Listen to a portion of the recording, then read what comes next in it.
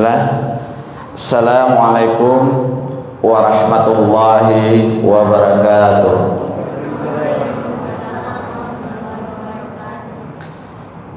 Alhamdulillahillazi bi ni'mati tatimmus sholihat hamdan katsiran thayyiban mubarakan fi.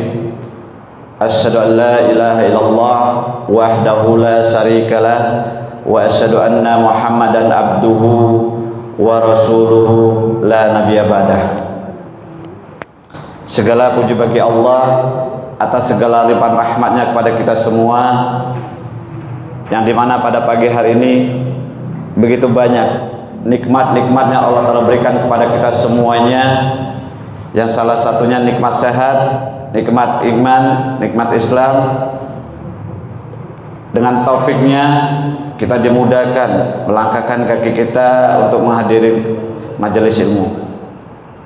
Salawat serta salam kita curahkan kepada guru kita, suri tauladan bagi kita, uswatun hasanah, yaitu Nabi besar Muhammad sallallahu alaihi wasallam beserta keluarga, sahabat serta pengikutnya hingga akhir zaman. Baik ibu-ibu, bapak-bapak semuanya dan santri-santri semuanya, ya. Sebelum kita mulai, ada kata pepatah yang mengatakan tak kenal maka tak sayang. Salah bu Pak, ya. Kenapa kita rubah sedikit pepatah tersebut, ya? Kalau yang akhwat, kalau tak kenal maka tak sayang, nanti suaminya marah. Tapi kalau bapak-bapak nanti kalau tak kenal maka tak sayang, maka nanti kita dibilang apa Pak? LGBT Pak. Kenapa? Sekarang lagi marak-maraknya LGBT, ya. Baru-baru hampir sebulan ini kita dihebohkan dengan berita apa Pak? Citayam Fashion Week. Semuanya melambai Pak, ikhfa, ya, atau tulang lunak semua di sana semuanya. Baik, kita sedikit rubah, tak kenal maka tak aruf. Baik ibu bapak, perkenalkan saya Zulhibni. Di sini alhamdulillah saya masih diberi amanah oleh guru saya Ustadz Nuruddin Al-Indonesia sebagai koordinator wilayah Rehapati Provinsi Banten. Jadi setiap event-event pelatihan-pelatihan atau kajian-kajian yang berkenaan dengan ruqyah syariah yang ada di Tangerang maupun daerah Banten, itu insya Allah diadakan dari Rehapati di bawah koordinator wilayah saya Pak. Alhamdulillah di Rehapati ini kita mempunyai beberapa visi dan misi, yang salah satunya kita mempunyai visi tahfiz Quran, ya, untuk anak yatim dan duafa gratis Pak, ya. Alhamdulillah di mana di sini, ya, salah satunya kita punya santri ikhwan dan akhwat yang di salah satunya di tempat guru saya Ustadz Furqon, ya, ada di Pamulang ini, dan begitu juga yang ikhwannya kita ada di Pondok Lestari Ciledug Pak, ya. Kurang lebih saat ini kita mempunyai santri baik ikhwan maupun akhwat itu kurang lebih 50 Pak, ya. Alhamdulillah, ya, dengan izin Allah sudah berjalan dan mereka free, kita biayain. Baik ibu bapak dan santri-santriku semuanya, gimana kabarnya semuanya? Sehat ya? Alhamdulillah. Ibu-ibu sehat Bu? Alhamdulillah. Pak sehat Pak? Alhamdulillah. Nanti kira-kira Bu Pak, saya mau tanya nih Pak, ada sesi ruqyahnya enggak kira-kira? Ada? Ada ya? Baik. Kalau ada sesi ruqyahnya, mudah-mudahan apa yang disampaikan di share-share semua tidak ada yang reaksi, ya. Karena apa? Terkadang banyak seperti yang setelah kita lakukan pelatihan-pelatihan sebelumnya, dibilangnya alhamdulillah sehat Ustaz. Qadarullah ternyata apa? Pada reaksi ketika diruqyah, ya. Baik, ibu bapak, kita akan mulai, ya. Dimana di sini hari ini kita kajian ruqyah syariah ini mengungkap masalah dukun hitam dan dukun putih, Pak. Karena apa? Saat ini lagi maraknya fenomena-fenomena ya, perdukunan maupun ya pengobatan yang islami, Pak. Karena apa? Sekarang ini dukun-dukun sekarang sudah menjelma, Pak. Dia tidak mengatasnamakan lagi pengobatan perdukunan. Karena apa? Karena sudah banyak masyarakat kita ini sudah menyadari hal tersebut. Tapi mereka sekarang ini terus mengaku sebagai apa? Ruqyah. Ya. Makanya di sini sedikit kita akan ungkap bagaimana biar kita bisa membedakan mana benar-benar ruqyah syariah, mana yang dukunia. Karena apa? Tidak sedikit masyarakat yang ada di kita ini terjebak dengan pengobatan mengatasnamakan ruqyah. Tapi apa? Ketika mereka datang itu ternyata dukun, Pak. Dan tidak sedikit masyarakat yang tertipu dengan pengobat secara Islamiyah ini tadi apa? Dia mengeluarkan mahar yang sangat besar, Pak. Ya. Bisa apa? Bisa sampai 30, 50 juta maupun ratusan juta rupiah, Pak. Dulu saya pernah diundang di Singapura meruqyah salah satu Melayu Singapura. Itu dia mentransfer uang sekitar 10 juta kurang lebih, Pak. Ternyata yang mengobatinya tersebut adalah orang Indonesia, Pak. Dan ketika dari tim Rehapati maupun guru saya mengisi di daerah Singapura maupun daerah Malaysia, ketika ditanyakan siapa Bopo atau Bomo yang orang pintar di sini, mereka bilang apa, Pak? Indonesia. Ternyata apa? Setelah diselidiki, mereka bilang orang-orang sakti itu dari Indonesia, Pak. Ternyata Bopo atau Bomo-Bomo yang dari daerah Singapura maupun daerah Malaysia itu mereka belajarnya di Indonesia, Pak. Dan persis sama pengobatannya seperti yang ada di Indonesia. Ya. Dan tidak sedikit juga apa? Ketika guru saya ngisi di Hong Kong, Pak, yang bawa jimat-jimat, wapak-wapak, isim-isim adalah TKW Indonesia, Pak. Berarti apa di sini? Masih perlu banyak dakwah yang harus kita sampaikan, memahamkan kepada siapa?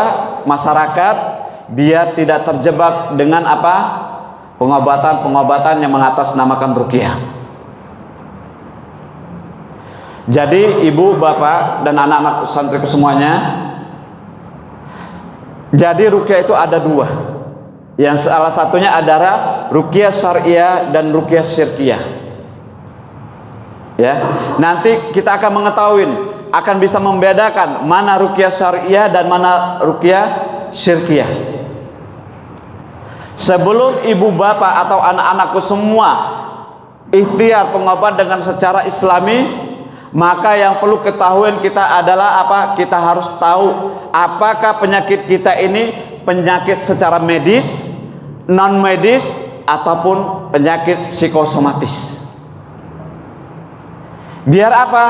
Biar tidak sedikit-sedikit apa berobat ke kiai sana, ke ustadz sana.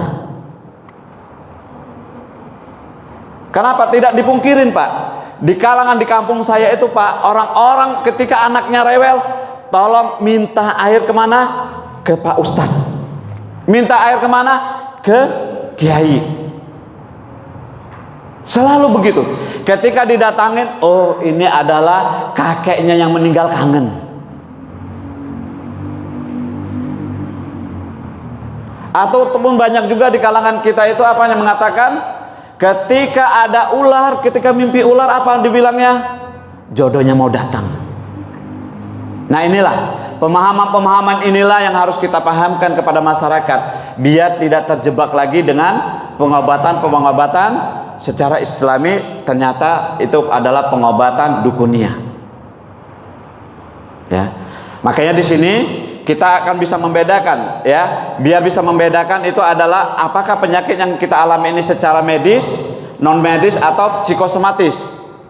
Ya, yang salah satunya penyakit jasad, Pak. Kira-kira ciri-ciri orang yang terkena penyakit jasadnya apa, Pak, kira-kira, Bu, Pak? Ya. Kalau kita untuk mengetahui penyakit jasad ini adalah ini bisa terdeteksi, Pak, secara medisnya, Pak. Ya.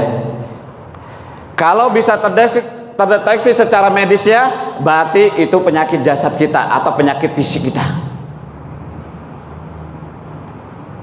Jadi apa? Tidak perlu, kalau udah terdeteksi secara medis, tidak perlu kita melakukan pengobatan dengan dukun, minta air jampe-jampe. Kita ikhtiar dulu secara medis. Seperti apa? Misalnya sakit kepala, Pak, penyakit jantung, penyakit emah, itu kan semua terdeteksi. Ataupun saraf kejepit terdeteksi, maka ikhtiarlah utama itu adalah dengan cara apa? Medis. Jangan langsung dikit-dikit ke ustadz, ke kiai. Bukan kita menyalahkan ustadz atau kiainya, karena kalau orang-orang tua kita dulu selalu seperti itu, Pak, mengajarkannya. Terus apa? Penyakit rohani, Pak, ya, punya penyakit rohani itu tidak terdeteksi, Pak, rohani atau non medis. Biasanya rohani itu banyak berkenaan dengan sakit mental, ya, kejiwaan, ya. Jika penyakit kita ikhtiar awal dengan medis, ternyata penyakit kita tidak terdeteksi secara medis, maka curigalah, bisa jadi penyakit kita adalah penyakit secara ruhani atau penyakit secara non medis. Ya. Kenapa? Penyakit rohani atau non medis itu tidak terdeteksi, Pak. Tidak kelihatan apa? Oleh panca indera kita. Tapi bisa kita rasakan. Seperti apa? Terkadang kita kok dada saya berdebar-debar, jangan-jangan apakah jantung apa tidak. Ternyata ketika diperiksa secara medis, ternyata bukan jantung, clear jantungnya. Jadi apa? Bisa kita curigain ini jangan-jangan ini adalah non medis. Ya. Kenapa? Banyak sekali, walaupun itu terasa jantung, ternyata sakit kepala, itu juga bisa banyak disebabkan juga non medis, Pak. Terus apa? Penyakit psikosomatis, Pak. Penyakit psikosomatis itu adalah penyakit yang berkenaan dari psikis berdampak kepada apa? Jasad kita nih, Pak. Nah, jadi ketika kita secara medisnya tidak terdeteksi, tapi kita sakit kepala. Jadi apa? Tidak terdeteksi, nggak ada, Pak, kepala Bapak sehat-sehat semua, tapi kita selalu mengalami sakit terus. Ada dua kemungkinan penyakit itu, bisa secara non medis, bisa dari psikosomatis. Kita lihat, ketika kita sakit kepala, sebenarnya kita bisa, Pak, membaca alarm-alarm yang ada di tubuh kita ini. Misalkan kita sakit kepala, sudah kita minum obat secara medis, tapi ternyata masih sakit. Ternyata kita lihat polanya, ternyata kita kurang tidur. Walaupun kita makan, tapi kalau pola tidur kita kurang, maka kita akan tetap sakit. Ya, jadi inilah, jangan sampai kita semuanya terjebak dengan dikit-dikit apa. Kalau kita datangin orang pintar apa, Bu, Pak? Orang pintar selalu mengatakan, ibu, bapak, bahwa sakit yang ibu alamin ini ada orang yang tidak suka.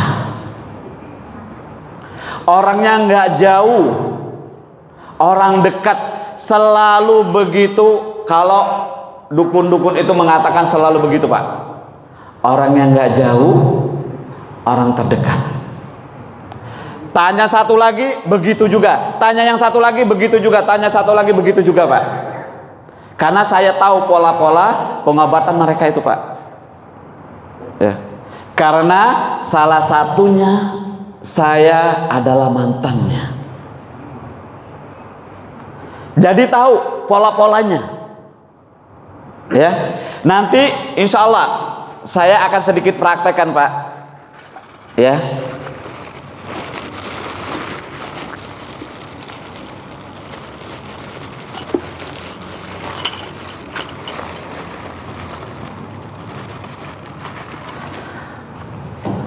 Salah satu pengobatan dukunnya nanti saya akan praktekkan. Saya akan memindahkan penyakit yang ada di badan ibu ataupun bapak ke dalam telur ini. Bisa? Bisa. Ya. Nanti kita akan praktekkan bagaimana bisa ada jarum di dalam tubuh, di dalam telur ini, bisa ada darah ataupun kawat-kawat dan lain-lainnya. Apa? Kalau kita, Pak, Bu, yang belum tahu itu, wah hebat ustadznya. Bisa ada kok di dalam tubuh saya ini, di telur ini bisa pindah penyakitnya. Dan ada lagi di dalam dunia spiritual itu, ibu bapak, kandungan ibu bisa hilang, bisa berpindah kepada orang lain. Ada, Pak. Real. Dan itu ada ajiannya, Pak. Tapi saya nggak akan mengajarkan kepada bapak. Jangan. Ya. Itu real, Pak. Dan saya ketika saya berkecimpung di Ruqyah Syariah ini apa, Pak? Saya sering menangani ibu yang hilang kandungannya. Sudah di USG 7 bulan, 8 bulan ada persis kandungannya anaknya. Tapi ketika masukin bulan keberapa, ternyata hilang, Pak. Dicek dengan USG kosong. Itu real. Dan itu bukan tipu-tipu, real. Memang ada ajiannya. Terkadang ada seseorang, ya, remaja misalkan yang tidak menghendakin suatu kehamilan tersebut, dia mendatangi orang pintar tersebut, minta dipindahkan kepada orang yang belum punya anak. Bisa? Bisa. Pindah nanti, Pak. Ya. Nah inilah, ya. Jadi itu apa? Adalah suatu permainan-permainan yang dilakukan, ya, ustadz-ustadz atau saya bilangkan mengatakan uskun, ustadz-ustadz dukun. Kalau dia mengatakan namakan ustadz, ataupun kalau dia mengatakan namakan saya adalah kiai, wallahualam dia benar kiai apa tidak ya, Pak, ya. Bukan berarti saya menyalahkan kiai, bukan, Pak. Terkadang dukun itu mengaku saya ini kiai, yai, banyak begitu, Pak. Karena apa? Kalau sudah serba hitam, belangkonan, orang apa? Ketahui, ah ini dukun. Nggak mau lagi dia, Pak. Karena sudah ladang-ladang mereka itu sudah mulai tersingkir. Masyarakat udah mulai paham. Nah biasanya yang berat itu apa, Pak? Ibu-ibu, Pak. Ketika sudah datang ke tempat orang ustadz atau kiai tersebut, padahal dia udah tahu itu adalah perdukunan. Nggak enak, Ustaz, udah dilihat dia nih, lengket nih. Nah itulah ibu-ibu. Banyakannya nggak enaknya. Ya. Jadi apa? Penyakit psikosomatis ini adalah penyakit psikis yang apa? Berdampak kepada fisik kita, Pak. Ya, yang saat ini mulai 5 tahun ke depan ini, Pak, apalagi di masa pandemi ini, banyak penyakit manusia itu disebabkan karena psikosomatisnya, Pak. Ya. Penyakit psikosomatis ini persis mirip-mirip dengan penyakit orang terkena sihir. Enggak terdeteksi, Pak. Ya, terkadang orang-orang terkena penyakit psikosomatis ini apa? Dia juga suka mimpi buruk, Pak. Dia juga suka apa? Berhalusinasi. Ya, kenapa? Gimana, Pak? Di 3 tahun atau 5 tahun ke depan ini sampai 2012 ini banyak, ya, orang-orang yang sakit itu disebabkan karena psikosomatis. Ya. Goncang, Pak, mereka. Ya. Nah, inilah makanya kita harus bisa membedakan. Ya salah satunya tadi apa? jantung, lambung Pak, vertigo, lupus, schizofren ini penyakit psikosomatis. Ya. Lambung Pak, ini biasanya disebabkan karena apa? Terlalu banyak beban pikiran Pak, stres. Ya. Walaupun kita minum, ya, minum obat lambung itu cuma sesaat Pak. Tapi kalau akar permasalahan penyakit lambung ini kita tidak temukan, maka apa yang terjadi? Tidak akan sembuh Pak. Ya. Maka di sini biar kita deteksi diri kita ini, kita bisa membedakan diri kita sendiri ini, apakah penyakit secara jasadnya, secara medis, non medis, ataupun psikosomatis. Nah, jadi ini ibu bapak ya, kita bedakan penyakit itu ada 3 ya, penyakit jasad, rohani atau non medis maupun psikosomatis. Ya, baik. Untuk kita mengetahui Pak, bagaimana saya kira-kira apakah saya ini harus berobat secara islami ataupun secara medis, ada ciri-cirinya Bu Pak? Ataukah kayak saya ini terkena santet, guna-guna, telu atau tidak, ada ciri-cirinya?